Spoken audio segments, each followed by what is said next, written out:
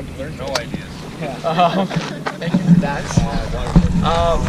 Kind of what we're thinking of is from your guys' perspective of taking a school group potentially here, Manning Park, Second Lake, the ocean, the river, those types of things, where we can start with obviously what's in front of us. You guys, when I came back from running the errands, you guys were all over there. How come no one was over here? I came in here, and then everyone else was over there, so I swam. There was shade over there. Shade over there? And it was quicker quieter. access to deeper water. I went because everybody else is doing it. Everyone else is They doing said it. it was nice. You're a It follower. was. I like the view on the other side. You don't see all this nonsense. It is nonsense. That's a good word for it. It is. The jet skis are the most nonsense out there. Pontoon boats are second. Yeah, safety wise, like the first one wasn't cool, but the further one was a little bit cooler because you could see This- more boats coming. this versus yeah. that? Yeah. The bay was more protected as well, right? So if you guys came down, so this is a very common way for kids to come down for a hike, is that gate where we drove through, buses get dropped off, they hike up through the hills, they come down here, they spend the day picnicking here. Would you picnic here, swim here? Would you picnic here, swim there? What would you guys do if you had kids? If you had your school, your age group, which one would you choose and why? Probably. Pardon? I'd keep them contained. Which one? I like the other Probably the far one. Yeah. I don't know, I haven't really gone in here, but like just even the surface, the water, like nice kind of stone, easy to walk into. Grass and sandy beach, I think. Beach smaller, like the view was a lot more like if I was on the beach sort of gardening or just keeping an eye, it would be a lot easier for me. Here the view is like a little bit wider, it'd be easier More spread for out. kids to kind of get away from me. Yeah. And it's kind of like has edges around which you can see more than the other one is convex. And that one it dead ends, so they have less escape routes. So as long You as deal with a certain clientele, oh, don't you? yeah. Escape routes. As long as I can see the water and then the one way, like the one way out, it's easier to monitor.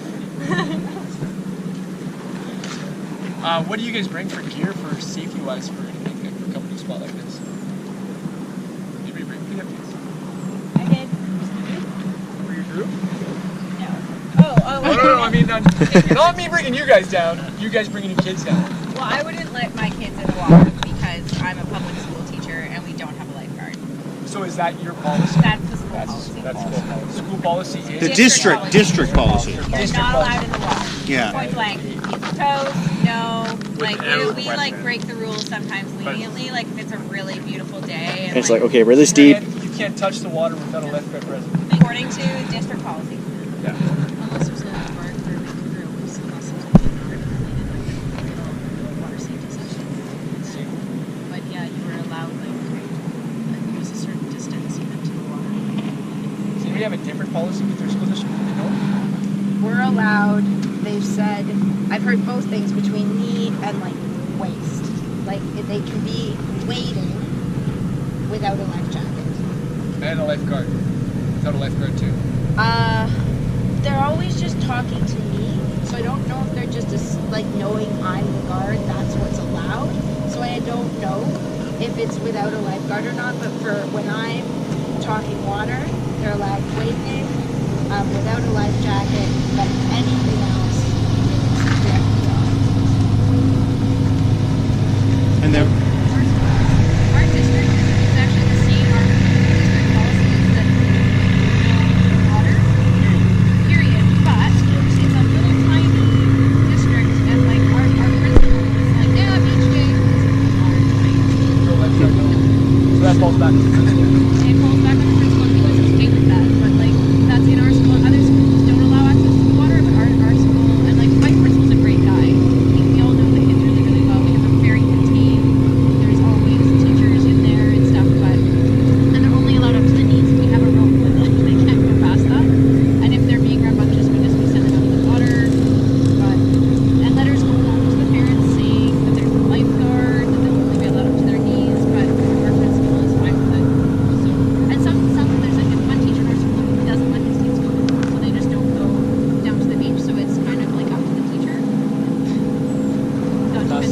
ask them to look.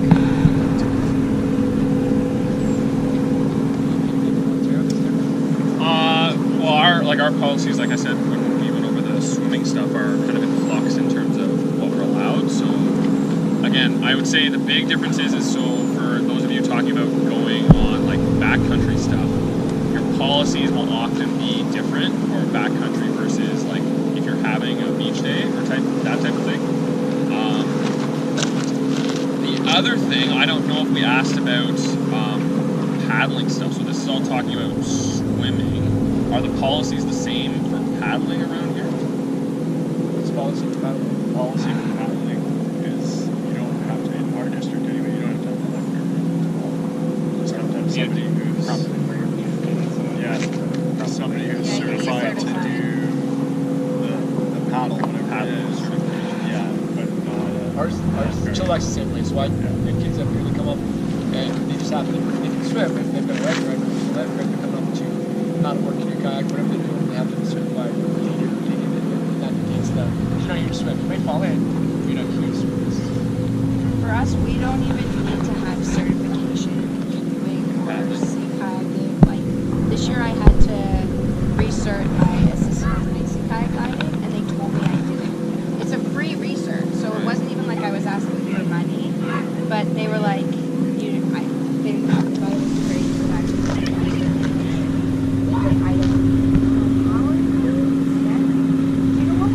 They don't know what we're doing. That's so I answered my own question, but it's insane. But it's lucky because it means that people who are confident and can do it responsibly don't have to necessarily jump through as many hoops because they both do it.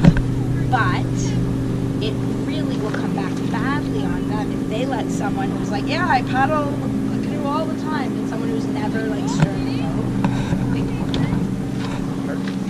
Paddle Canada, who is the national federation, I think they SOP everybody, right? They say you don't need to have a guard or any NLS, Bronze Cross, nothing, as long as you're wearing PFDs. So the PFD is what keeps you safe as far as they're concerned. Which is against what, not against, it doesn't necessarily go with what the law is with personal watercraft and boats. Because you don't have to wear it. You don't have to wear your PFD as long as it's on the boat or on the board. It checks the box from Transport Canada for personal use. Right, but Paddle Canada says you have to wear your PFD, right? You can't just have it. Yeah. You guys familiar with some of the safety gear? The options that are there? Some of you guys are very familiar with it. Something as simple as life jacket versus PFD. What's the difference? There are significant differences. You onto your back. So you don't drown and you're knocked out, and might all just make you however you land. PFD or life jacket? PFD. PFD. What would it have if it was life jacket? The collar. Yeah. The collar. What about buoyancy? Buoyancy would be more here, less here. Like it is, but more here, less here, so it does do your right to hold your head up. So you just float your body face down, face up. Okay, personal flotation device, dead or alive. A lot of people don't understand that. Have you seen these ones before? Amy's got one. This is the ultimate box checker. It's fairly useless. So for me, yeah, it's useless. But for me, on a board, I can wear this, and I'm now wearing my PFD and not my tank. It's gonna bring your butt up into the air. Pardon? It's just gonna make it so your butt's bobbing around? No, so the idea is if you do this, you open it up, let it fall. This is like the airplane thing now, right? Pop it over your head. Once it's on, then you can pull the cord. If you pull the cord first, you can't fit your head through that hole. So you do this all while you're Nobody falling. tells you. So if you fall in, so if I you think just have to read the instructions while you're in the water. and if the CO2 doesn't work, then you can blow it up. Yeah, that's the cord you want. The cords, I don't even know where my cord is. Over there. When we were driving up, Will had to have some serious self-regulation not to pull the cord. It's really funny when it does, but it's about $20 to be armed. But yeah, so something like this, a lot of times you have We want a live Put $1 in if you want to put it on. a live demonstration. There's 20 of us. Some of them are water, like they touch the water, they inflate. Yeah. That would be Bag useless. strap. They show Yeah, but so like we had a paddleboard race where they sponsored it. That was totally awful because as soon as they got splashed, asked to go just paddled with this giant. It was bad news. But a lot of people, the point here that I'd like to make is a lot of us, we use the gear or we have the gear, we may not know how to use it. And this is probably the biggest one that a lot of us carry or are not even aware that we're supposed to carry. I have no idea how to actually use it. Yeah. I took out, we did a sea kayaking trip this past, just in the spring, in the fall, spring, and we had paid an outfitter to give us all our gear. So I didn't check every single one of our 14 boats. Like the rest of the gear you can see, right? So I can tell if I got a bear, if I pump, whatever. But then I went to tie up the kayaks one day using the tow rope, and I went to pull it out, and it had been like mountaineer coil. Mountaineer coil. So if I went to throw it, it was gonna just splash, like it wasn't probably even gonna leave my kayak. Yeah. And I'm like, how can the provider, if I needed to rescue someone, so yeah. And that's from a provider. That's staff provider. And that's a good question. So a lot of that, like you go to a rental place with your kids, whether it's canoes, kayaks, or whatever, a lot of times the kids renting their gear have no idea what the laws are. They have no idea. Sometimes the owners have no idea what the laws are. They're doing it to make their money. You guys be familiar with what's required by law. All your students check a step check roads. the road. Roads. Has anybody used one of these before? You definitely have. 1, 2, 3, 4, 5, 6, 7. 7 calls. That's a throw bag? It's a throw bag. It's a throw bag. Whether you're on a boat, canoe, kayak, personal watercraft, you need one of these. Paddleboarding, we'll talk about that. Paddleboarding, they've changed some rules. It is weird. But I can go through and explain why they have what they did. There's different styles, there's different lengths. You have to have a minimum of 50 feet. This one's 70 feet, a little different bag. This one, again, thank you, North Water Vancouver Company, ultimate box checker. Ultimate box checker. This rope is so light, it would change the direction. But it does check the box. It also, what you're required with the PFD is also a sound signaling device if you're out on the water. And this lacks that. But if you get your bat belt going, that buckle has the whistle in there as well. So it actually does, like that checks all your boxes. Mine actually has a bailing bucket in it as well. You can, that one costs $5 more. But you have I don't bail a paddleboard. I'm just saying it checks all the boxes. It does. So they sew an extra piece of fabric on you, so now you've got your bailer as well. Yeah. Again, fairly useless for a bailer. Throw it and bail. Pardon? Priorities. But the gear is a big thing. First aid kits are nice. Having something like this, a dry bag of sorts, so stuff stays dry. Like one of the biggest risks for water is drowning, obviously. Next biggest, or in the top 5, what would we have for risks around the water? Hypothermia. That's 2. So even on a day like today, like 2. Last year was a good year for Harrison. 2 years before that, we lost 5 people. 5 people drowned in Harrison on 30-degree plus days. 30-degree plus days they drowned. They got off their boat, they were super hot on the boat, they were swimming to the shore while their buddies were in there. They never made it. And that wasn't one event, 5 people, that was 5 different events. All 30 plus days. People got hypothermia swimming and drowned. No PFD, got off, they were swimming. So that when you guys go bringing extra clothes for kids, for me when I go out on a board, like I've got fleeces in here, I don't care if they look good on you or they're the right size, but there's extra clothing that keeps me good there. Drowning and hypothermia are too much. And a lot of kids won't tell you if they're cold because they don't want to be that person making the group stop doing it.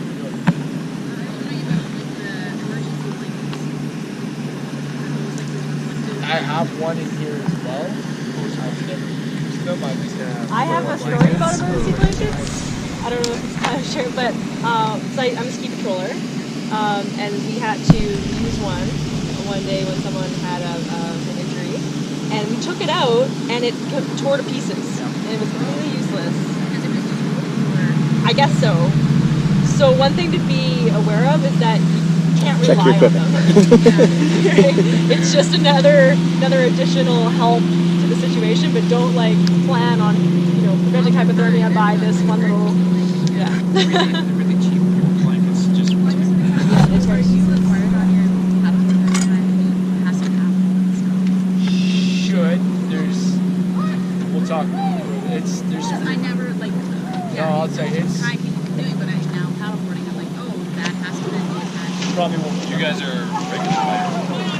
You guys have Transport separate- Canada you guys have regulates. Yeah, there's still But this is interesting. It is a federal regulation. Yeah, it's Wonder if Transport Joy's Canada. out. Everybody has to follow the same. It doesn't matter what your device is. Any non-motorized craft follows one. Motorized craft under a certain size follows another. No, but I know They modified it for certain crafts, like you don't have to carry a baler anymore. But that wasn't the law for, I think, for my first 3 years of paddling. I didn't, but I had to carry a baler by law. No RCMP or Coast Guard's going, where's your baler? But that was one of the ones that was on there. They just changed it. But it's also interesting because these waters are not federally guarded.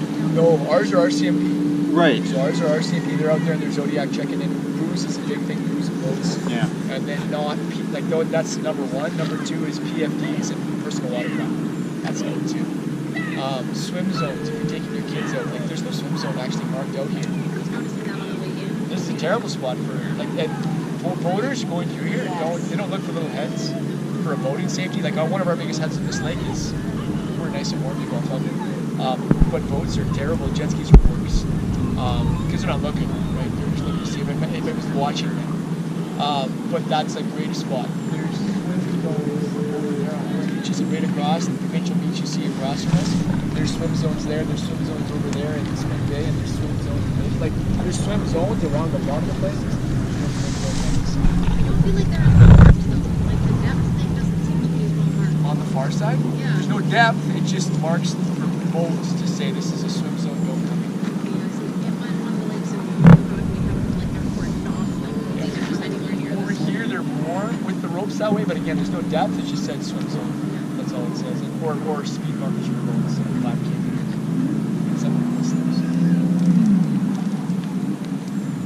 Maybe we can talk quick just about. I know there were a couple of people talking about just like what are we looking for in terms of water. So not necessarily if you're paddling or planning on swimming, but if you're just around a source of water, what are some kind of risk factors that you're taking into consideration? Current, yeah. So any type of moving water automatically increases your risk tenfold because now not only are you falling into the water and possibly having issues there, you're being swept away at the same time and being sent down into unknown, invisible regions of the river. And that includes tides as well as far as movement. Yeah. So like boats are a huge one in waters like this, but even just hazards in the water, like I don't know, like barnacles or stuff. That's a big deal around here. But like if you're going in and you're planning on swimming, you've got a lifeguard, and you're planning on swimming at a beach like this, what does underwater look like? Is it rocky, or is there the possibility of broken glass? Is it sandy? Anything else?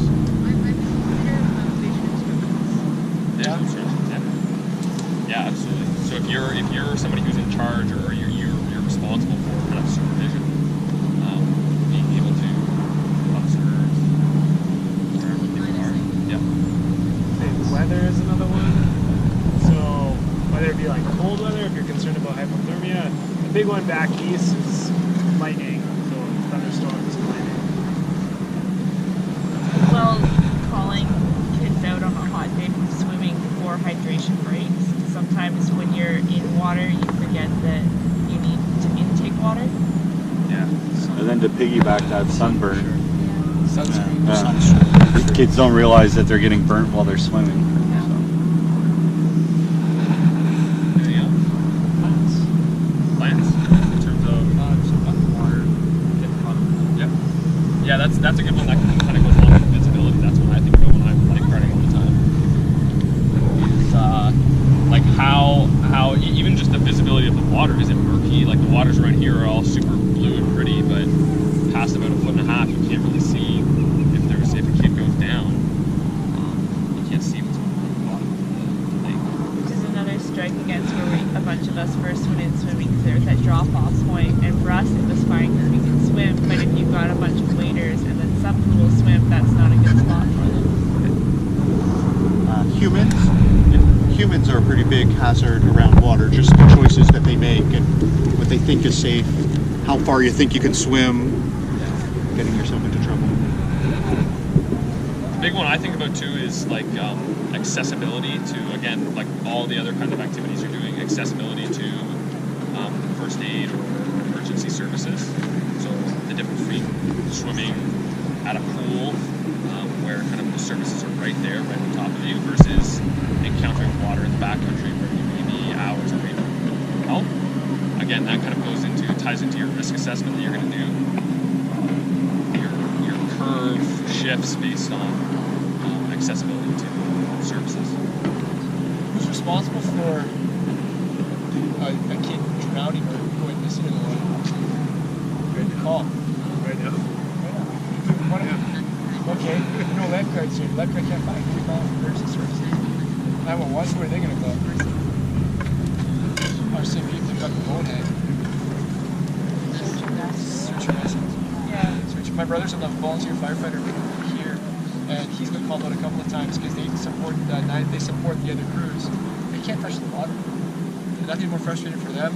Nothing more frustrating for the anger-inducing for the bystanders. See an emergency response show up and they are not allowed to help. They're not trained. They're in the wrong gear. They're like, get in the water, help, and the kids like they're not allowed to. Can't go in the water. Can't go in the water. So knowing who could be coming to help is a good thing. 911's awesome because it's a one-stop shop. They'll send search. Totally. But just so you're not going frantic when the person comes and they can't help. Like the EMT comes to help and they can't go in the water and get help. Good job. That's another interesting point. Just like I know, like we don't really have a whole lesson based on that, but like your whole like missing child protocol or the procedure you go through for that. Does anybody have a procedure protocol you use if you came here for the day of swimming and this was all marked out nice, and you notice, so all of a sudden you find you're missing a student? What's your protocol? I know this kind of ties to that, right? What's that? We've had to search. So what's your I step don't know. by? We don't have that. We made the protocol like after, and I think it's something we're going to rediscuss again this year. But when a student goes missing, like if we haven't seen them leave, often we just can give. Someone will give chase, and the other or two will give chase, and then the others just stay and wait in a specific spot.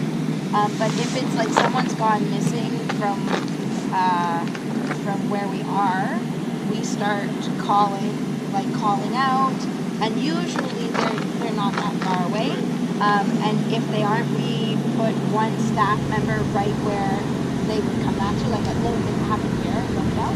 So at the hut, and then everyone else went in groups with students in a few directions, because there weren't that many, and we did a search with a call until we got there. And they had just 2 of them left. We were assuming they were together, but we didn't know for sure. And then they just took off and went down the road. So you guys branch out in Yeah, we went in all the directions away from the lake out towards the road. And then we all had walkie-talkies, so one person in each set, so that as soon as we located them, we could call it in and be like, meet back at the I think something I think about all the time is always hopefully you're able to catch it as early as you can. So whether I'm guarding somebody down at the water, a group swimming, or just looking after a group out of kind of a controlled setting, is always having a count in your head of how many you have with you, so that tell, you're not necessarily looking for book groups or trying to pick out individual students. You've always got an idea of how many you have. The second one we always go through is checking like obvious places, so places of high traffic, so like washrooms. So if we were here, the cooking area would be one, washrooms, tents, and then after that, because it is the highest risk area, is your waterfront. Anytime you're near waterfront, that's kind of like, that's your danger zone of if you have a student go missing and it's they're missing in the water, that's like the highest possible consequence you have. So that's always the spot that you're going to check first, and then you would break down into whatever it is your search protocol is after. And well, as soon as you've obviously, like as soon as you've cleared the obvious places and it's clear that the student isn't with you, you're calling it into search and rescue if you're in it. What if you're not in backcountry? Like, so Carrie, you're out at the park with the little ones. You have procedures in place if somebody goes missing? We bring our cell phones, and we also bring a radio. Where we usually go is to our school with our cell phones. And we have a high parent ratio, parent term ratio, and we have phone groups. And I always have to and they because we're outside all the time, they know to sort of stay within an area, and I've trained them to kind of come to a whistle and they're like run, so they know like Again, these are different points, so it sounds like you have a good practice in place, but this is in the case of an emergency. Yeah. Do you have a policy or a procedure that you do? And I would strongly urge you that this is a good idea for everybody, just to have some practice that you do. The more policies and procedures you have, the easier it is. Like in the moment, you're not thinking or trying to make decisions. You've got either written down or in your head a list of like steps that you need to do, and you're modifying it based on your situation, but you're not trying to make things up on the fly. And if you get into a situation, God forbid, you're in a situation where liability is an issue, you've got a policy and procedure. You can say, this is what we followed. This is the best practice. And there are different programs, procedures that you can take and modify or adapt to your school, or you would take a code out of policy and adapt it to the outdoor environment. The other piece that we haven't really talked about is when when an incident occurs, how is somebody found negligent in those types of situations? And generally the teacher, just like any professional in social services, is held to the standard of what would a prudent parent have done in that situation. And so that's a really good place to start thinking about these policies and procedures. What would a prudent parent think about a 5-year-old going up to their ankles, or in moving water? Any of those case scenarios, running it through, what would the parents of your students think? Do we have any questions, specific questions that you can give us so much feedback previously? Any specific questions that you guys want to ask about water safety or something? Topics that you'd like to cover quickly? Or? Yeah, just for time-wise. How much more practice do you moving water versus in terms of like location, in terms of all that sort of stuff? So I'm taking my kids around the river a lot. We're going to do risk assessment. Actually, we're doing risk assessment for after this course. My plan was to make the kids do a risk assessment. Just the consequences for them. Yeah. Right? That one section we're going to be on, we might be good there tomorrow too, but that's what we passed away this year. And it's not overly challenging, but it's you have to know what you're looking for. It's not hard to necessarily read parts of that river, but if you don't know that that's there, then bad things happen. It adds a whole nother layer of like the physical hazards or risk factors, on a river are in addition to the same factors like temperature, depth, weather that you're finding in flat water. Now you've also got to deal with like all the different aspects of water. And rivers change faster. Pardon? Rivers change faster. They This do. body of water is not going to change as fast as a river. Totally, they change faster, and the different rivers from place of the river to part of the river is going the same spot on a river can be completely different 3 weeks later. And then the bottom, the substrate. If it's sandy bottom, that's fantastic. If it's not, it wouldn't trap. That kills fishermen every year. Just because they get their foot and it's this deep, they still get pushed down and they'll drown.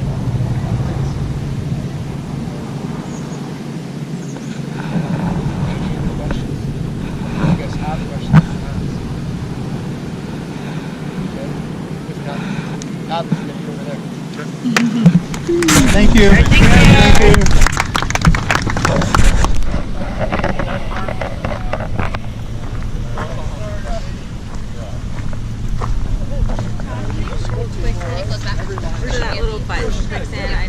Alright, are we all here?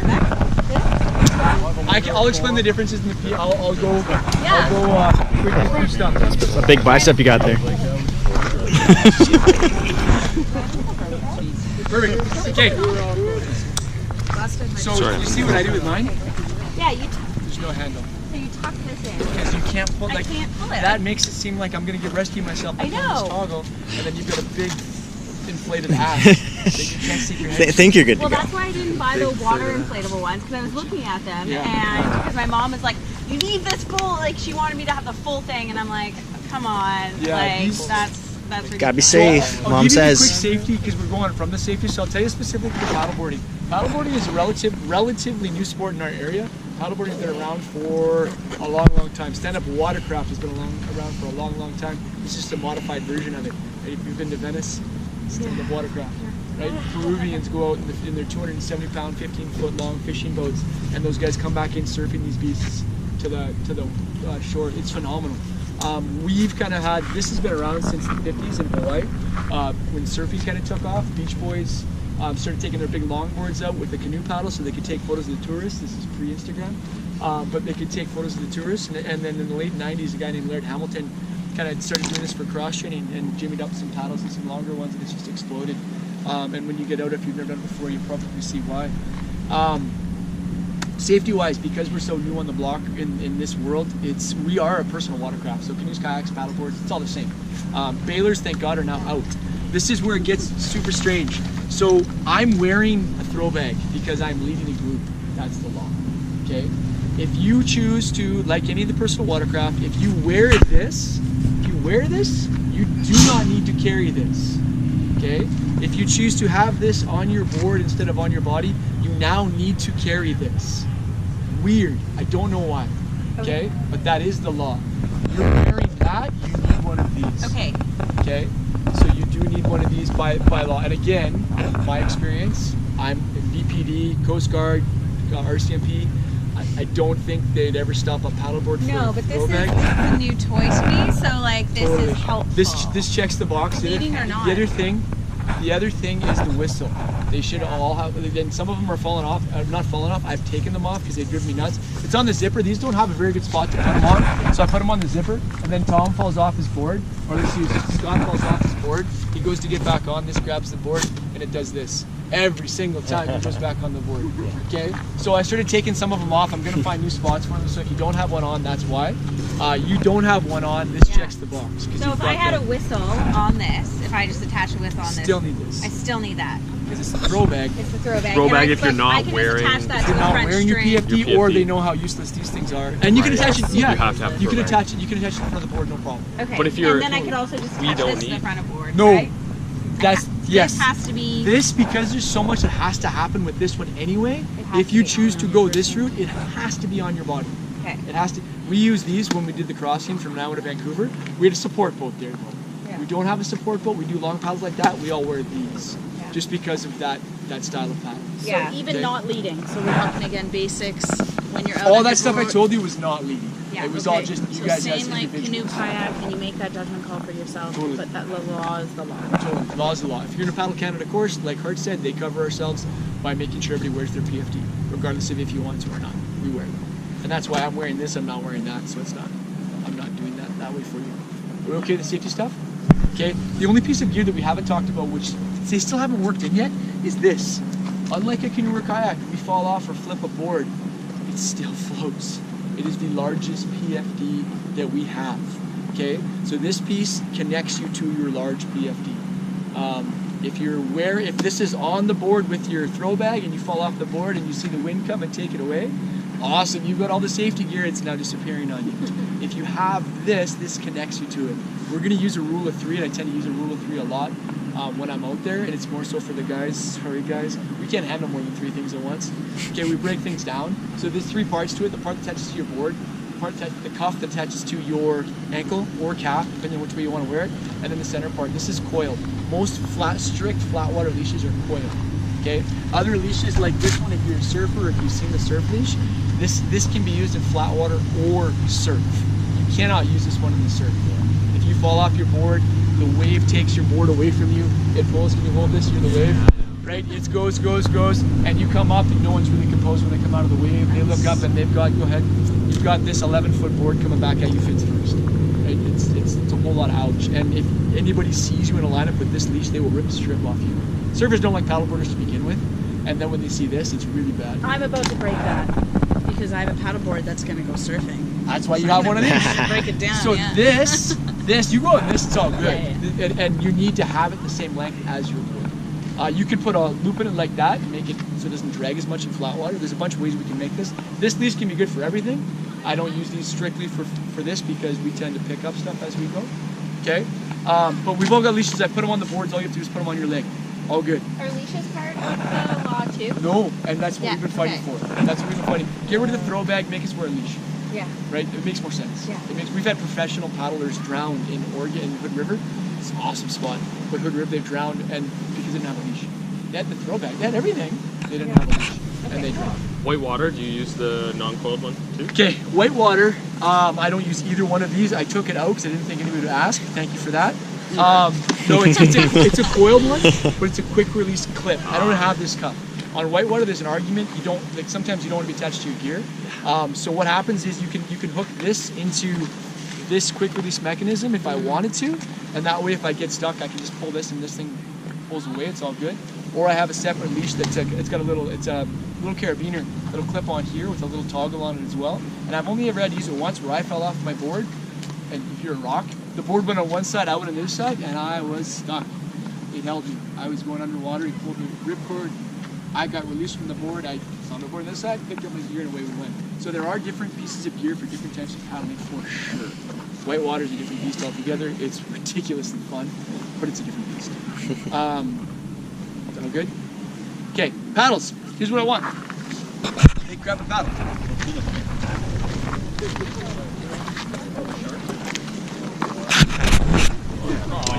Paddle boarding. I think the other ones are later. Oh, Scott remembers. Look at this guy.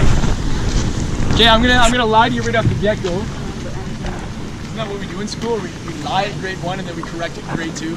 We re-lie to them in grade 2 and correct it in grade 3. So here's what we're gonna do. Paddle. So if you're taking students out and you want to teach them how to paddle, the first thing you do is hold the paddle properly. 3 parts to a paddle. You've got your blade, you've got your paddle shaft. Don't just say shaft, kids giggle. And you've got your T-grip, not a handle. Not a handle. If I'm talking about a handle, I'm talking about your board. Don't confuse them, okay? T-grip, paddle shaft, blade. You guys all have adjustable paddle shafts. How you size this thing? Put it down in front of you, open it up, raise the top. There's different ways, different mechanisms. One of you guys has a 2-point, where is it? This one. Nope, that's yours. I have mine, but this is yours. That but one. This is mine. So you're all good there. You've got it sorted. Okay, so open it up. You basically want to relax your hand like you're not the super eager kid in class. Break your wrist. This is where it sits.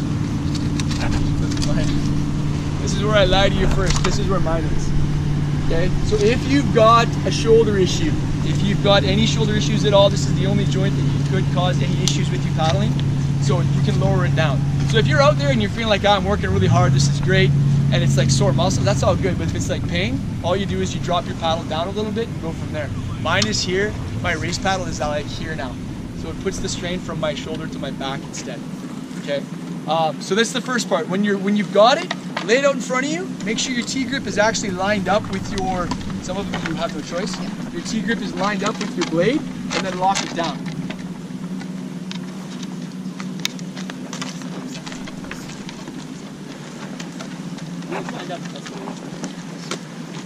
Beauty, beauty, beauty, beauty, beauty. Okay. We're all good there? Okay, if we can move, and so we're gonna spread out a little bit and take up this whole spot in a kind of a semicircle. Relax. Are you gonna do that for the time? Want to sell it? Sell it, yeah. Okay. Yeah, that's good. Just like that. That's perfect. That's perfect. No, that's perfect. That's right. That's perfect. Okay. Most of us, the first thing we do is we paddle it wrong, just like Scott's doing right now. It's backwards. Okay. So when we're doing this, here's the idea. When you're going through paddling, okay, you are gonna paddle. If you think of it like a ski pole, I talked to some people yesterday about cross-country skiing. How many of you cross-country skiing before? Yeah, you're not missing a ton. When you're cross-country skiing, you're planting the poles and you are pulling past. Now, one person thinks they're going to shovel snow to get them going on their skis. This is the same. This is a cross-country ski pole. It's not a shovel. Okay? I'm grabbing the water and I'm pulling myself through. I'm not moving water. I'm grabbing water and I'm pulling myself through. So if I look at this blade is pointing away from me with that bend. Always, always, always pointed away from me. Why that is, when I go to reach, I can grab up here. All I'm gonna do is rotate my wrists and watch how much of the stroke I just lose. So 6 to 8 inches I just lost on the stroke. Okay, just rotating my wrist again, hey, I just got a whole lot more stroke. Okay, I will paddle from the nose of my board to my toes only. I will not paddle past my body, okay, because it decreases my efficiency. This blade works, positive blade angle is when this is actually more perpendicular to the water. If I get to about here, I start to lift more water than I'm pulling. So I'm actually slowing myself down. Am I still going forward? Totally just inefficient. Same thing if I do this, I shorten my stroke up, now I'm lifting instead of pulling. So it's inefficient. Always keep it that way, okay? So 3 things, we're gonna get awkward here because awkward moments are better on land than in the water. 3 things to remember. Okay, I want you to stack your hands, build an A-frame, and nose to toes. That's what I want to focus on. So stack your hands. Get your feet about shoulder width apart. This is how we're going to stand on a board. The handle of the board will be between our feet. I'll show you about the board before we get on them. Stack our hands. Paddle shaft totally vertical. Okay? You're going to want that paddle, your hand a little bit lower than you think. Okay, we're also on the water. Okay, there's our hand stack. Number 2 is an A-frame. If you look at me from the side, my paddle, my arms, I have an A there. My arms are straight. When I collapse in like this, my A is terrible. Okay? So I want an A-frame. And then the third part is I want to bury that blade from the nose to the toes. This part works better in the water. Okay? Sounds super silly, but we're going to point out everybody that doesn't put it in the water. Most of us will do this and then start to pull. Okay? We want to bury the blade before we do anything. We're okay with that? We're going to do the awkward part in a second. Any paddle stroke, I break it down super easy. Rule of 3, CPR. We all can all remember that one. Catch, pull, recover. Today I'm going to focus on the catch and the pull because if your catch is gross, the rest of the stroke doesn't really matter. So that catch is up here and then we're going to pull from nose to toes. I don't care how you recover, but the catch and the pull are what we're going to work on with stacking the hands, building that A-frame. We're okay with that? Now here's the thing, stack your hands again. You guys are all paddling on your imaginary boards. Your paddle is on your board. Get your paddle off your board. Now look at your hands. They're not stacked anymore. Here's our first awkward moment. Okay, so stack your hands now. Okay, you're gonna be on this side. Your bottom hand is on the outside. So put your hands nice and straight. Now we're gonna get it off the board here. Okay, we'll use Michaela because she's right beside me. Sorry, that's just bad choosing on your part. Okay. On the angle. So what we do is we pull it up over here. We want this as vertical as possible. On a paddleboard, this goes straight, this turns, this is some combination of them. So the straighter your paddle shaft is, the straighter you're gonna go. Okay?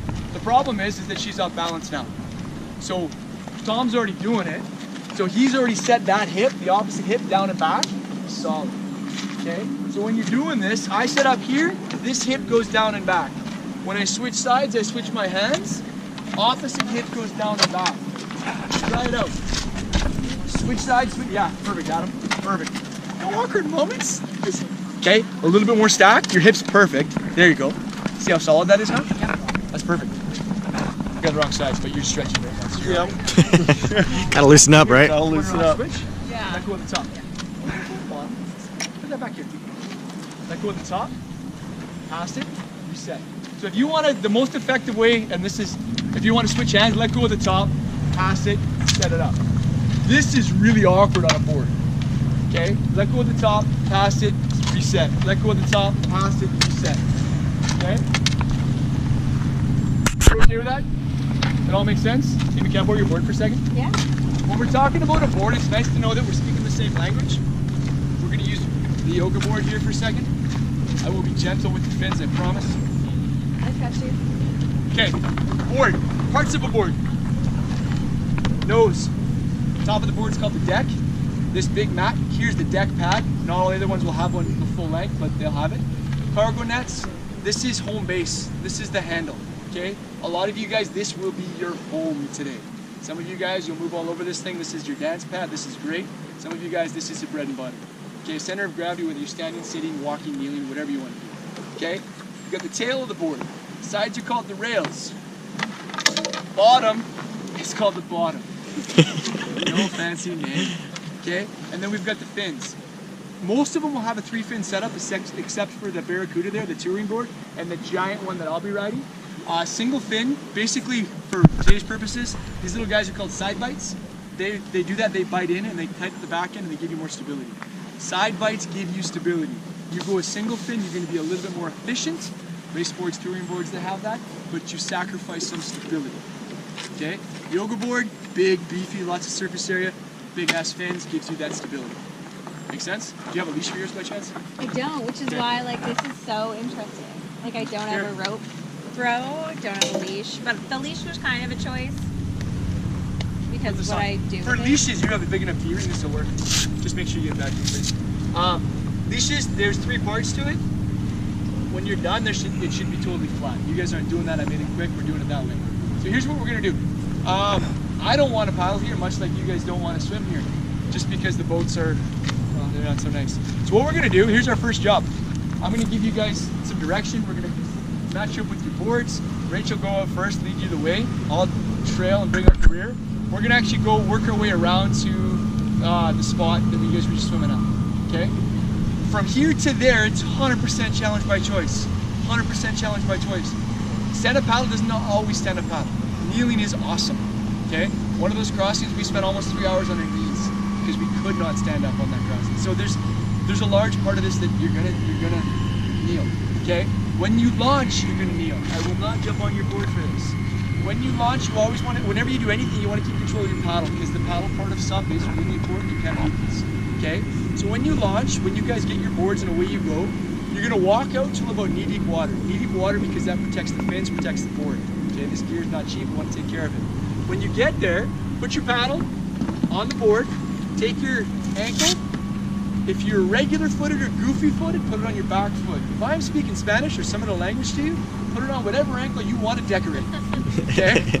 If you want to put it on your lower ankle, fantastic. If you've got chicken legs like me, put it on your calf.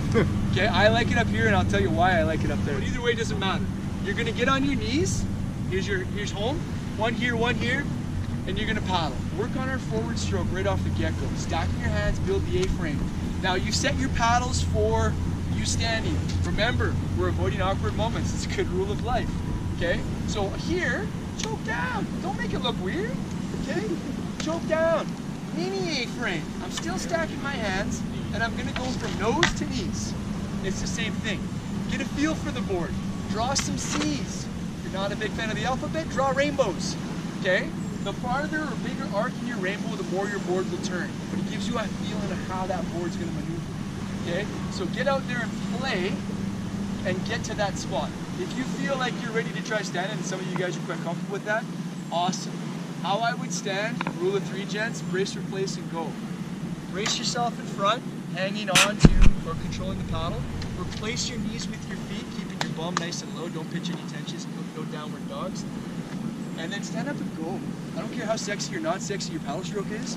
These things are like bikes, the more speed, more stability.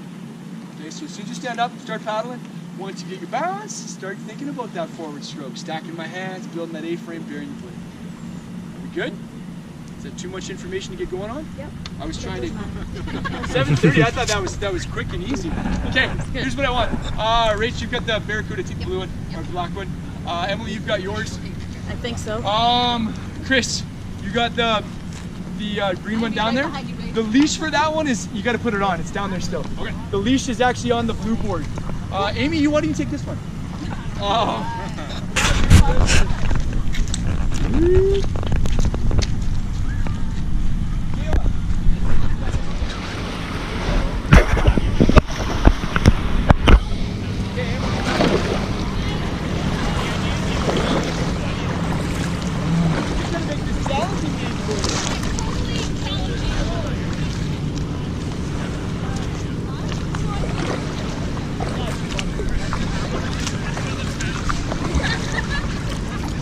I should just go around and tip people. It's like, oh, stability test. Here we go.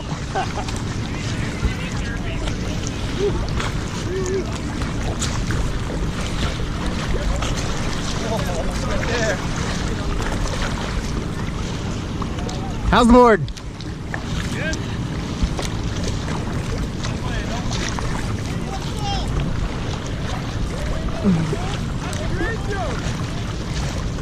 How's the board field?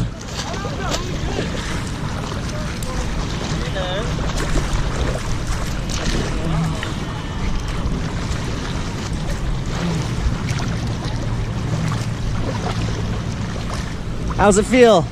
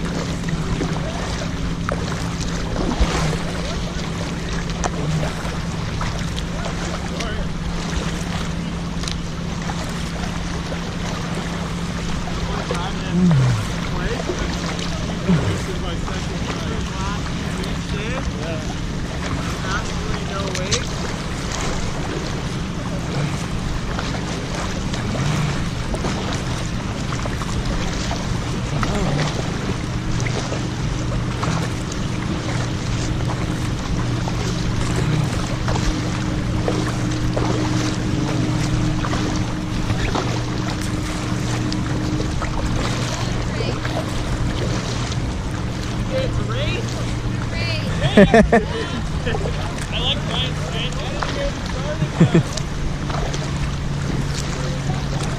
Well, how's the board feel? Feels good. Feels good?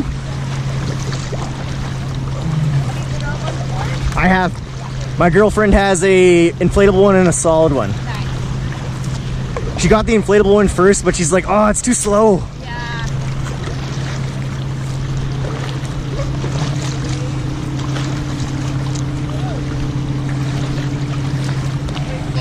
Careful you don't get too close because these guys are going to be little tipsy.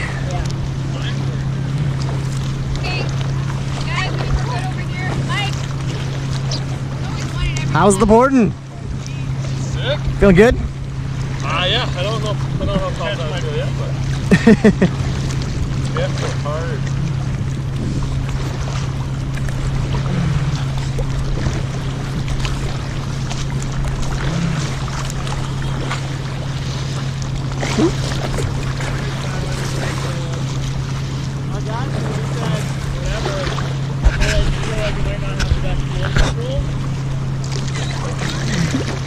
I want to see what it's like for board control without them on. Oh, without your shoes on? I like it better because I can feel it like in my toes. Yeah. Like you're like grabbing the board almost? Yeah, it's like the same with the mountain yoga pose I thought. That's good. Yeah, it's board control, right? You get Yeah. the board feel. Exactly. Like on a skateboard, like I like Vans eras because they're like thin sole, everything's small, like you can really feel the board. Oh. First casualty. Oh. Scott's. Man down. Rushing it. Man down. Safety boat. Just watch.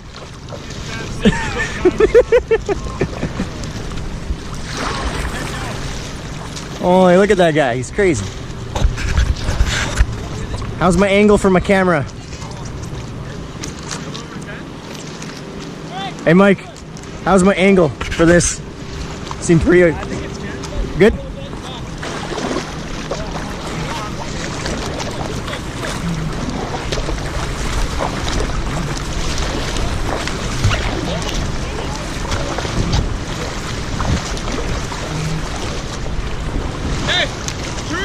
not along the side this way. I'll explain why. That is a big board. Yeah, toward me. So that's a two-person board? Tandem board? It's a tandem board. This is, it's gigantic. It's a shit ton of work to paddle. You make it look pretty effortless though. Good job. And then falls in after I say that.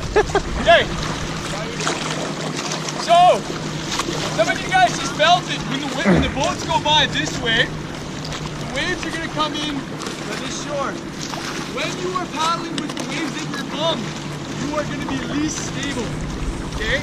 It's going to be like someone's pulling the carpet out underneath you. Okay? So one quick thing you can do is turn around. Second quick thing you can do is open your stance a little bit or drop your knees. or drop to the water. Man down. Man down. Okay? Or you can drop your knees. We're going right now because there's a lot of people around and usually bodies start to fly. Okay, here's what I want to do. If you guys have anything you want to learn, let me know. I kind of like people understanding how to maneuver their board. Okay? This board I am on is a big ass board. It is 15 feet long. It's meant for turning this bad boy is going to be a challenge. What I want you guys to do, we got lots of space, relatively calm. I want you guys working on those sweep strokes or the seas and rainbows. So the idea for this, it'll look like this, but you guys will be far more effective. Not what Chris is doing.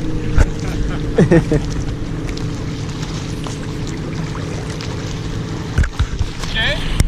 The idea is, that was bad timing. The idea is, you want to get low, lower center of gravity, the better off you're going to be. It's impossible to be too low. Drop your knees, you're even lower. 2, T-grip to hip. When you keep this T-grip on your hip, your paddle's in the proper orientation. If it comes off a little bit, all good, but that general area. Number 3, vary that blade from the nose all the way to the tail. The bigger the arc, the more effective your turn's gonna be. Try them forward, backward, left, right. Get a feel for how the board moves. Try to go 360 in 2 strokes. Nose to tail or tail to nose, but nose to tail to start. There you go. Maybe spread out a little bit. Yeah. Spread out. We got the entire bay. We got lots of water. Don't go around the boat. They smell really good. Woohoo! What are we doing? Sweep strokes.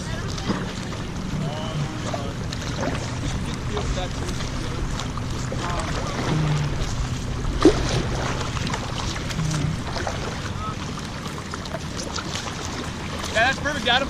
There. So try to, Adam, lean on your right foot a little bit more. Your first one was awesome. There. Nice sweep. Yeah, is that a good sweep? Get yourself a wide turn. Woohoo!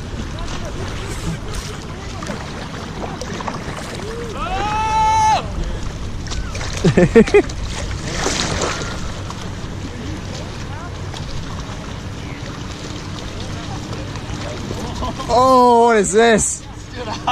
We got bumper boats going on here. I would have said a bumper 10 off.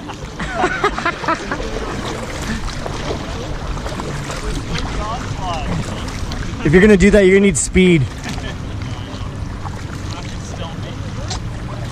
I'm also gonna make some enemies here, so I'm sure I'm gonna go swimming at some point. If you're gonna attack someone, let me know. I'll follow you. Get some great footage of it.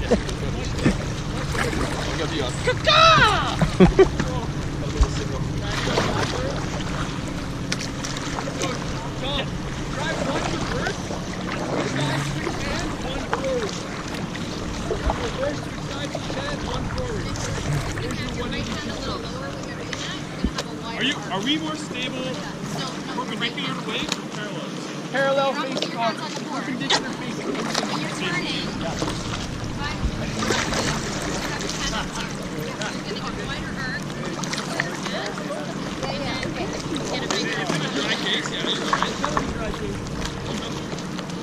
There we go. Nice and wide, nice and low.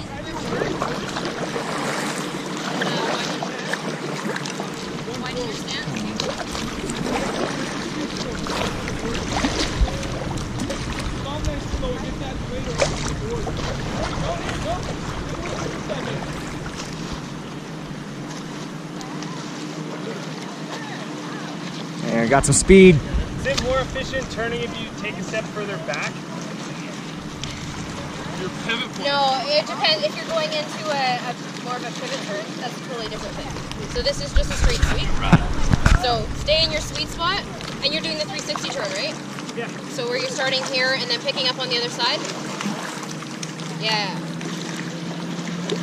Again, if you lower yourself, you bend your knees and keep that T grip by your belly button, you're going to turn way faster. You videotape this whole thing. The whole thing. You are a good teacher, Rochelle. Right about when I jump back on, I just noticed my leg back to that done.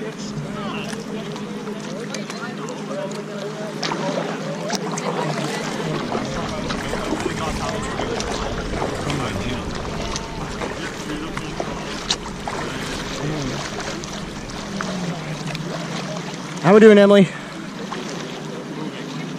Get yourself speed. Give yourself How are things? Gotta think about standing up because my legs Oh.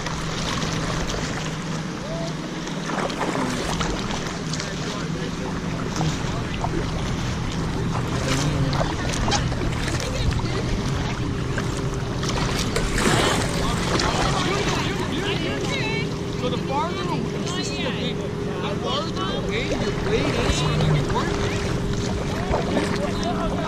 So two things. Both of those, the more committed you are, the less committed you are. I love teaching teachers. Awesome. All right, if you're feeling comfortable with that, come on over here by Tom. If you want to keep working on getting a feel for that, just hang out over here by Rachel. Okay, one more time. All right, here we go.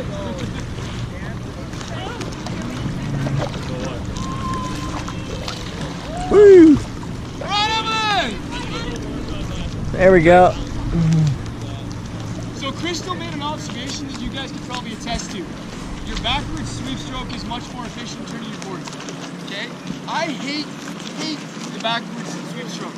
I don't like it. I use it maybe right now just to get some quick, just like this, to just change my board direction when we're going super slow. I never ever use it because it kills I'm not lazy, I try to be efficient. Okay? But when I do this, I kill all my speed, I kill all my stability. Okay?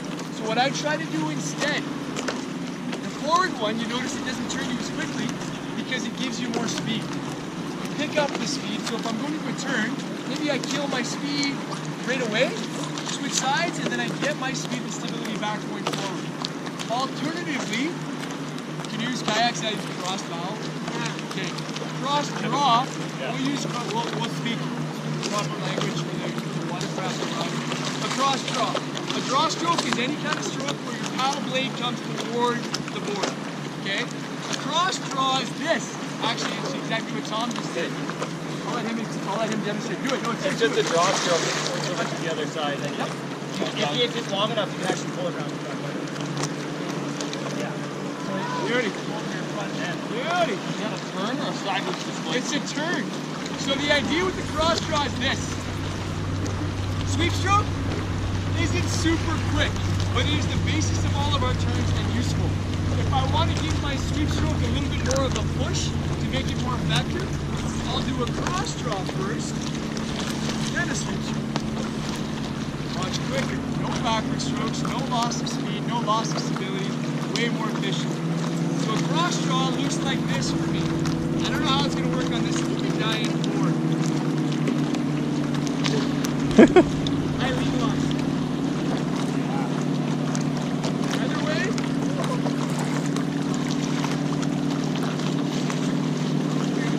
Why do you have your back end so low? Okay. So unlike canoes, you put your hand up high, you're already a lower center of gravity. You put your hand up high, and men more than women, because we carry more weight in shoulders typically, you tend to pull yourself right off your board, especially under momentum. So what I do, I start with my paddle against my pelvis, right against my hips. Okay, that's the starting spot.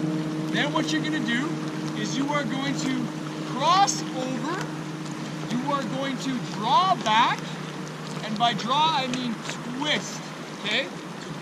Sorry, I'll give you 3, because I told you I would. Get low, cross over, twist back. Gentlemen, don't pull. Adam, start here. Cross over, twist back. That's it. Twist back. When you do that, you pull. If you fall on your face, you pull. Twist with your core. Your hands are just placeholders. There it is. Beauty. Right and left. You keep a way better center ground. So if you get some speed inside. So if you guys get some speed, like go straight, get some speed, then all you do is cross over and plant. Keep your hands to the right. Running cross down. Oh, Running cross down. Yeah, I can do that. That's not a bow, that's a nose. I actually.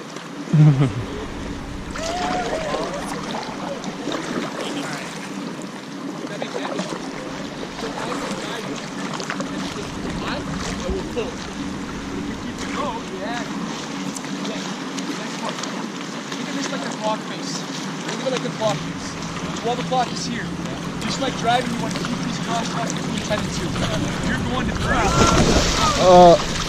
There you go. Didn't make it. We're getting a little too much speed there. Got the speed wobble.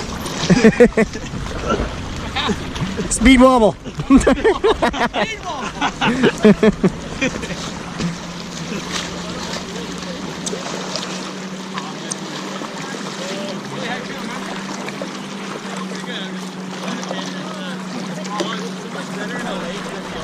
Oh. Oh.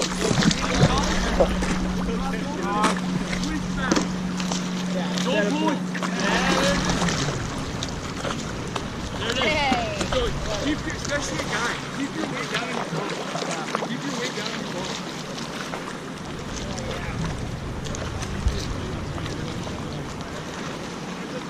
Commit. So basically, give yourself that second of weightlessness. So for me, I don't just like so I get my momentum off the board, put the weight onto my other foot, right? Or you can hop, which is not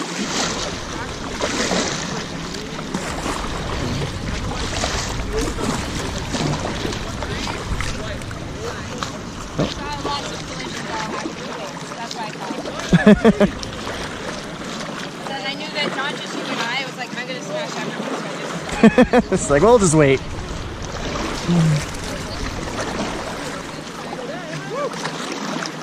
Oh, Chris is getting a little risky over there. Getting a little risky over there.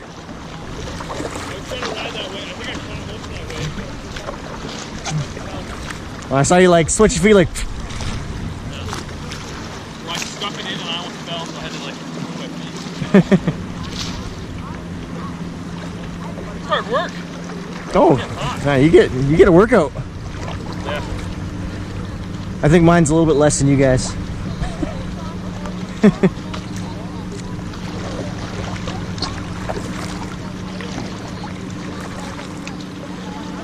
Oh.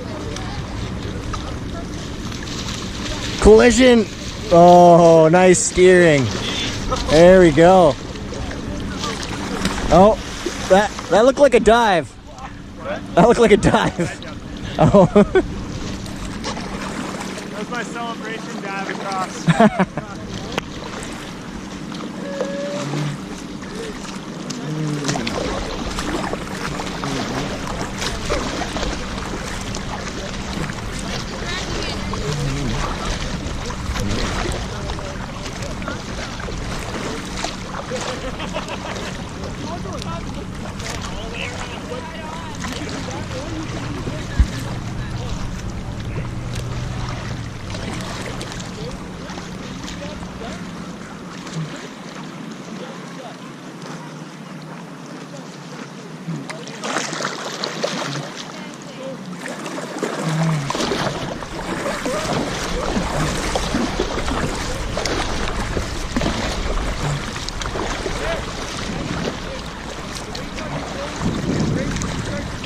Oh, getting towards the back.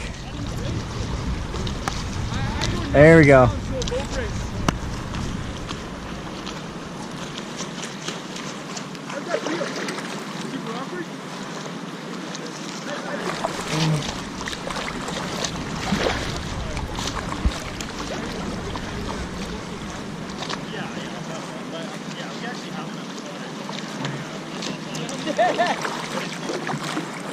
That was the point where you can't do anything, you just fall in. You hit that point where it happens all the time, where you get to a spot, you're like, I can't save myself, but it's a while before you pass the car. Oh yeah. You're trying to run up the board. Yeah, I'm running for you now, Chris. Sprint up the board. You got it there, bud.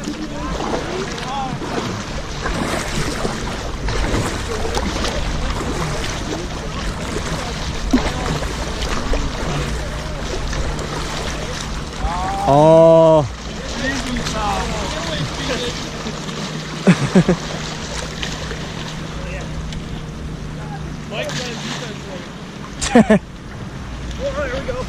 Oh, man down.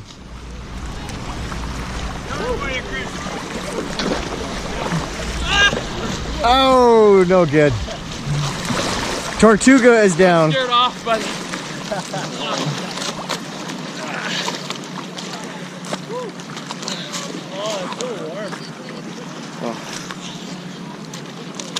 You guys want to know how to surf this, right? Yes! Okay. You want to know how to surf these things? Come on here. Let's call the boat.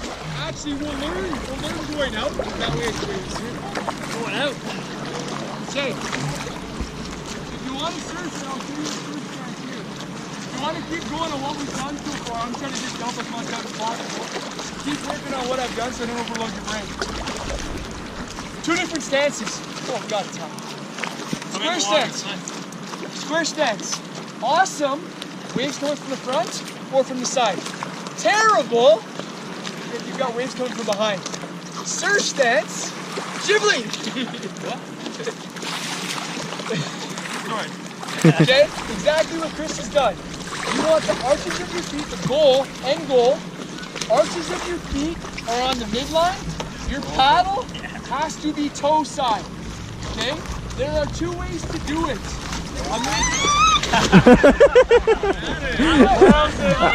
That was a good. That is called walking the plank. Just kept going. Ah! Fell back. I like the sound effect. Time do we have instant replay? Oh, we do.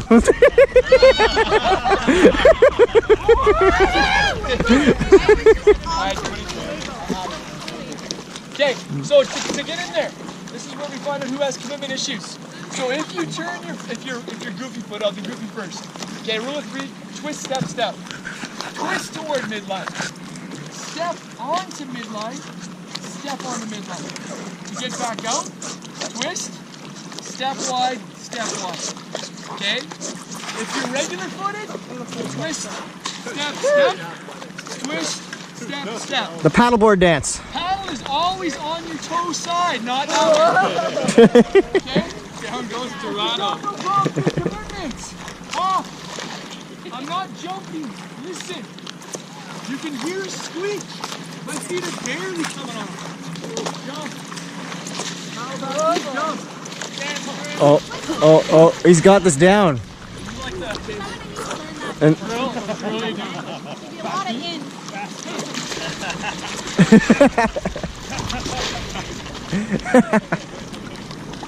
Alright, let's play that game. In surf stance, when you start to catch the wave, jump into surf stance and go. Okay, this is do it. Hands, feet, tight. Are we riding the wave? Don't we not want it to land? Go hands.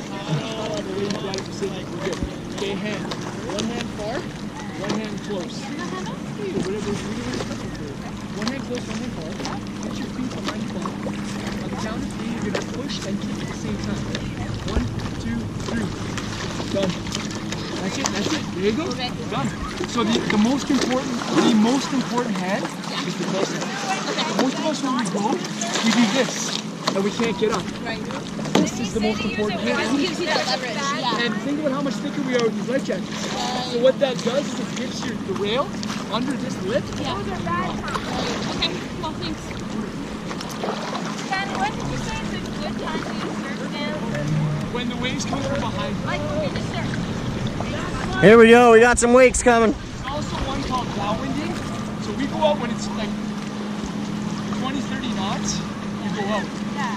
And the wind pushes through the jet and you surf. Oh, you can do another one. Go. Woo! Here we go. Oh, oh, oh.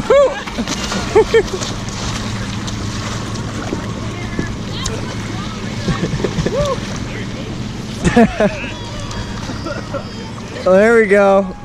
Is that the brake mechanism? Just run to the front of your board?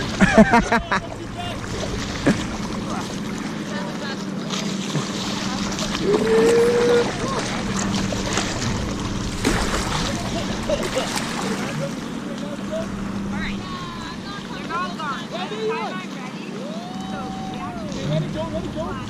Now go. Or don't listen to Ken. It's warm out here. It is. Like almost warm enough for me to go for run and pull it. Like initially I thought it would be a little cooler, but then no. But then too, it's like when you're doing this, you're heating up anyways, unless you like do fall in.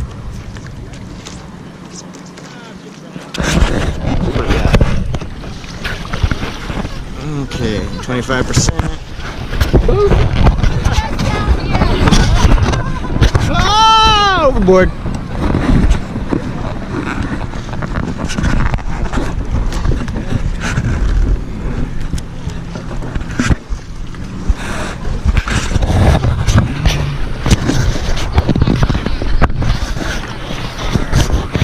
You just gotta commit, right? Just do the jump into the surf. You just gotta commit.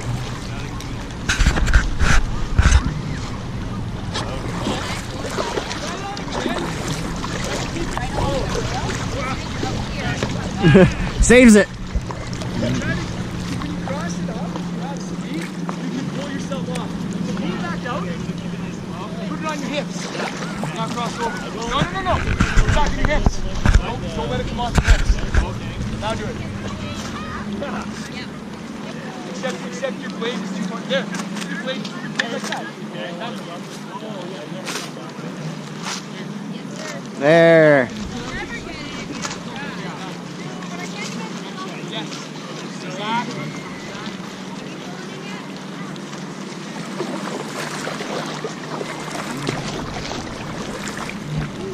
How you feeling, Mike? You good? Scott, how you doing? He is on a mission right there. How you doing? Pretty good. Nice. It is warm out. Nice. So what happened? I was leaning too far forward and I didn't put my paddle down. You were also on this side. And I think I got my leash on the wrong foot because I jumped and it's on my front foot. So this is also why I have my leash up here, plus the chicken legs. But I'm regular stance, or I'm goofy stance. But watch when I switch sides. Well, there's valid. I don't trip on it. It's held up on it. Well, also the biggest So like the pull is like. Yeah, that zipper just comes right undone when you like try to get back on. Yeah.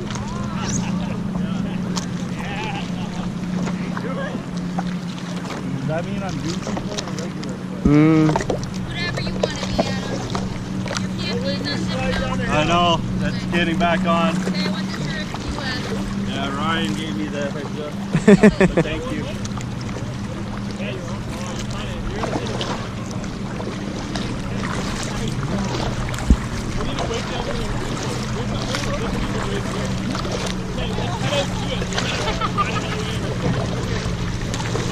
Oh, you like trying to ride her boat? How's the knee action?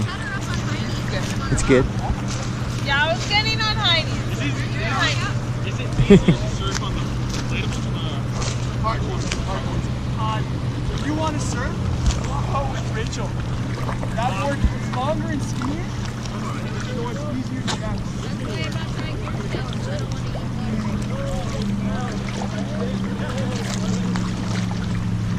As you get to the shallow water,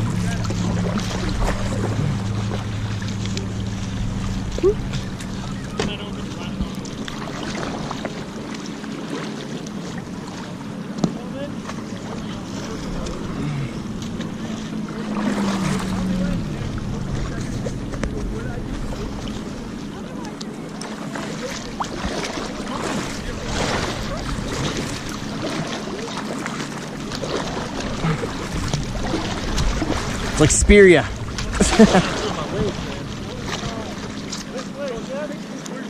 I got this one. Oh, here you go. Here you go. Here you go.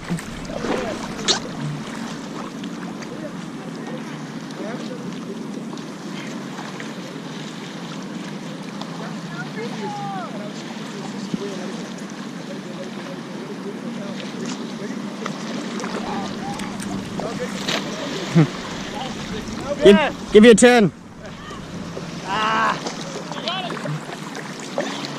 Oh well. You're in a good spot. Keep going.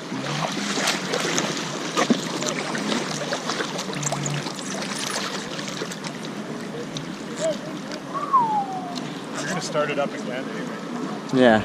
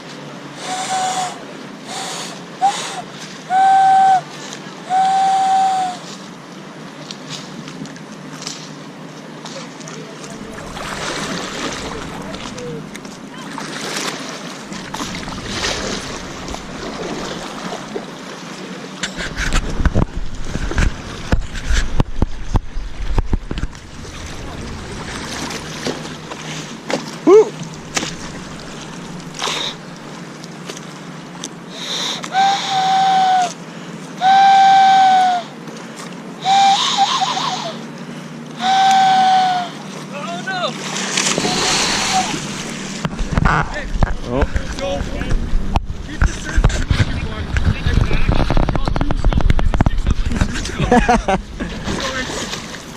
you just do a sumo squat. Because if you do a sumo squat when you lean back like that, when you're here, you have to lift this foot to step forward, which means you're fucked because you're going to go all back. You're done. If you go sumo squat, you can lean back, lean forward. And then paddle on your toes. Quick spin. Maybe not. That's the pivot turn. So we're going to surf the foot. What we're doing is we're combining two things we've done already. That sweep stroke with this spin. Back, my back foot on top of me.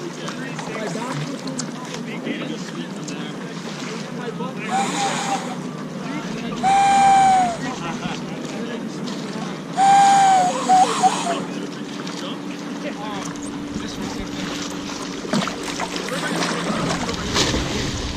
I stepped on my leash. So the other way to do it is to do it up here and then shuffle. Yeah. So you're kicking it back. Yeah, I stepped right on my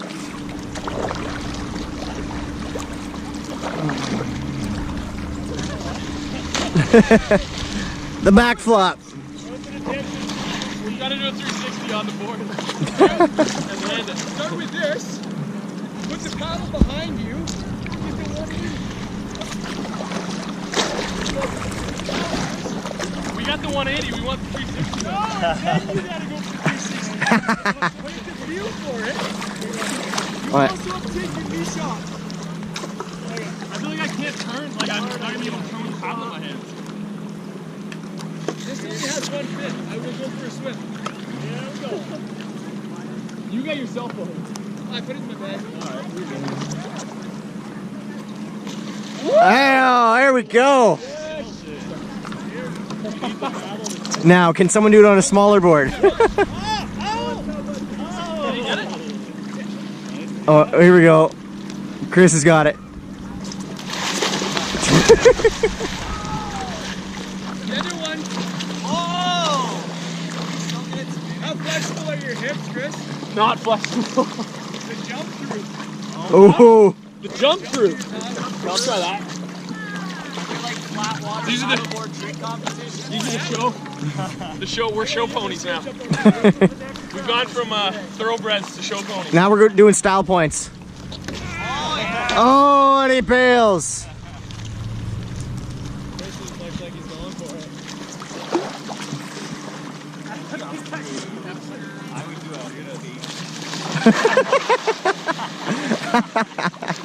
I would catch my feet and just go straight facing. Okay, word of caution. If you start to kick your paddle, throw it. I've landed all on my arches. It does not feel good. That's what the rescue boat's for. I'm having it. I'll come save you. I committed. No commitment issues. I do. I was like, there's this. I was like, nope, not happening. But then I got curious. So games. The more games you play, the better off you get. Like you have no leash on right now, right? Yeah. So here's the game. It's called board transfer. Okay. So we communicate. Have you done this before? No. Okay. So what's gonna happen? Step up into square stance. Okay? I'm gonna come around behind you. I have to get my board into a pivot. Okay? And then I'm gonna. Okay, you get on my board. Now you gotta get that board off of me. So get back, get back. You got a lot more. Shovel, shovel, shovel. There it is. Oh! So the idea is either way. But you have to get your surf stance or your leash has to work. So what are we learning? There. What does the big board feel like? Stable. And that thing's a behemoth compared to some of these things. Imagine if you had the 6-person one. So the game, that's a big board. Yeah, fun, but it's a big board. The other one, you can do this one too. I don't know. I haven't You did it. You gotta go to your bomb and Let's see it again. Go to your bomb, sit down, go to your feet. Now don't use your hands. Use your hands. Okay, yeah, I think I can do that. So here's, I go cross-legged. Okay. Bring it on. What are you trying to do? I want to do board transfer. Oh, okay. Come here. Yours is big. That's all right. Here, you stay there. So, Scott, I gotta be in surf You gotta be, yeah. Oh, cannonball. Too much. Board transfer. I'm gonna ram him. The ramming boat now. Man, you Shouldn't have given me the ramming boat. 8 inches thick.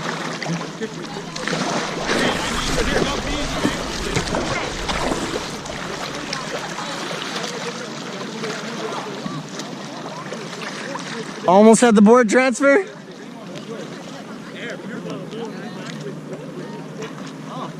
Yeah, blue. Yeah.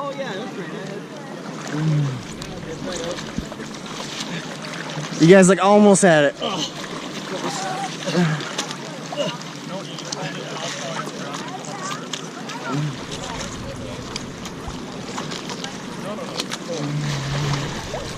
Oh yeah, this one's smaller for sure.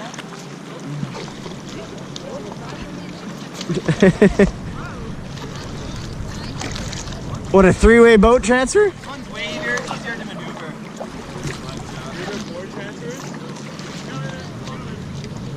There we go. Now can you get on? No, Nicholas, yours a hardboard? Okay. Now you gotta turn around because you're backwards. So you got to get back on the end there, and you want to lean back. So, or wait. Go sideways now, and you want to shuffle to the back. I'm just stealing your board. Or turn yourself. Or there we go. I'm commandeering your board. It's like I want a blue one. Heavy for this one. It might be too big for this board. I'm sinking. Oh, Ken. Doesn't count. You're not in the water. You're good.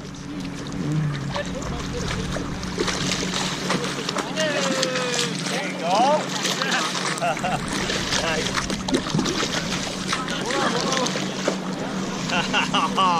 Spoke too soon. Hold on, I could have just lifted up and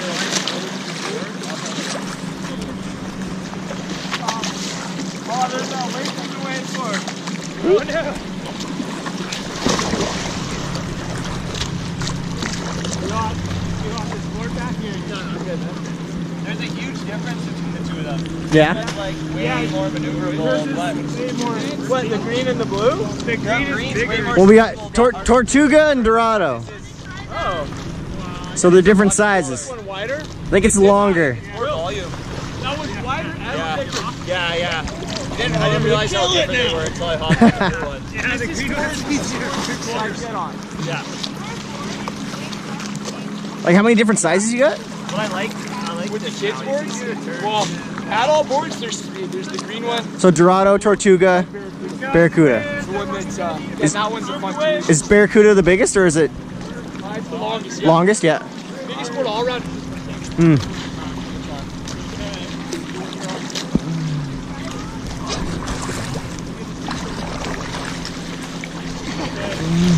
Oh yeah. Oh, there you go. Oh, ride that wave! Ride that wave!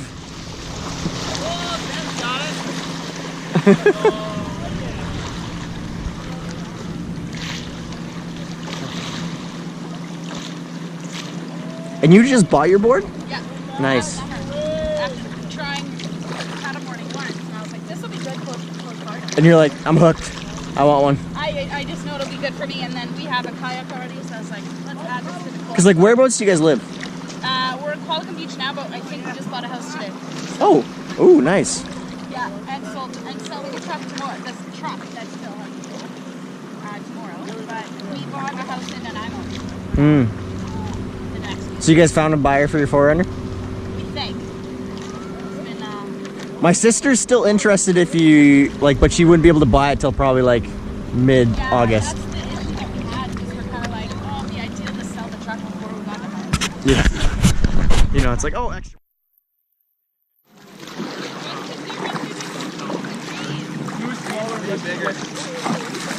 Alright! We can start that. I know I just no! That was impressive. As we bring them in, remember most of you are still attached to them. Take the leash off. And then we can walk them up towards the bank. Not dragging the leash so I can figure out what she's going to wear. How's the more balanced board? It's so cool. I feel like doing yoga on it. But downward dog is as far as I go. There we go. No handstands, headstands. Oh, there's two of them on there. What's that ring? Yeah, they got the big board. Amy, is it still like the writing on the outside? What? Writing on the outside? No, flip it the other way. Yeah. You can see the word. Teamwork! Teamwork makes the dream work.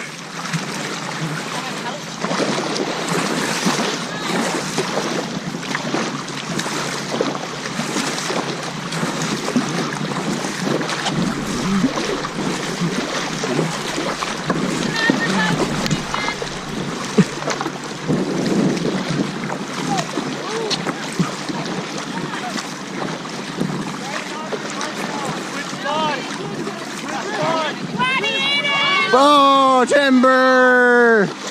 Oh, sorry. Are you right? No, I got distracted. You okay? Yeah. What were you going to say? No, don't tip. Oh.